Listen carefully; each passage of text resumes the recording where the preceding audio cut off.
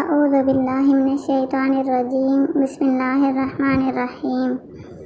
हज़रत अबू तलहा अंसारी रज़ियल्लाहु तआला अन्हु चवनि था त हिक भेरे नबी करीम सल्लल्लाहु अलैहि वसल्लम जिन ॾाढा ख़ुशि थींदा आया, संदन चहिरे अनवर ते मुसरत जा निशान ज़ाहिर हुआ।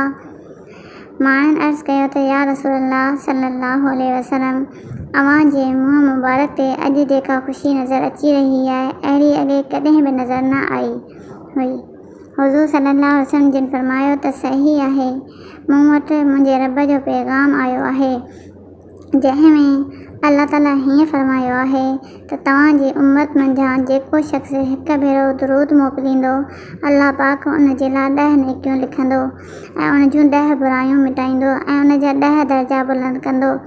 हिक रिवायत में उन किस्से में आहे त तुंहिंजी उम्मत मंझां जेको शख़्स हिक भेरो दुरूद मोकिलींदो, मां उन ते 10 भेरा दुरूद मोकिलींदुसि ऐं जेको मूं ते हिक भेरो सलाम मोकिलींदो, मां उन ते 10 दफ़ा सलाम मोकिलींदुसि। हिक ॿी रिवायत में उन किस्से में आहे त हिक ॾींहुं नबी करीम सल्लल्लाहु अलैहि वसल्लम जो मुंहुं मुबारक ख़ुशीअ विचां ॾाढो चमकी रहियो हुयो। ख़ुशीअ जा आसार चहिरे अनवर ते ॾाढा महसूस थी रहिया हुया। असहाबनि अर्ज़ु कयो, या रसूलल्लाह, जेतिरी ख़ुशी अॼु चहिरे अनवर ते ज़ाहिर थी रही आहे, एतिरी अॻु में कॾहिं बि ज़ाहिर न थी हुई।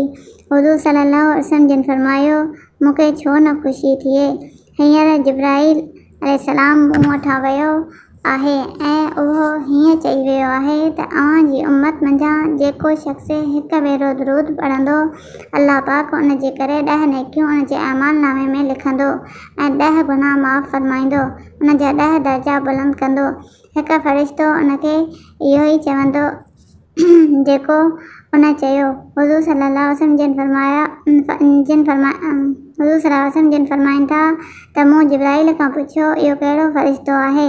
त जिब्राईल अलैहिस्सलाम चयो त अल्लाह जल्ल शानो हिक फ़रिश्ते खे क़यामत ताईं मुक़ररु करे छॾियो आहे त जेको अव्हां ते दुरूद मोकिले, उहो मलाइक उन जे लाइ व अंत सल्लल्लाहु अलैहि जी दुआ करे।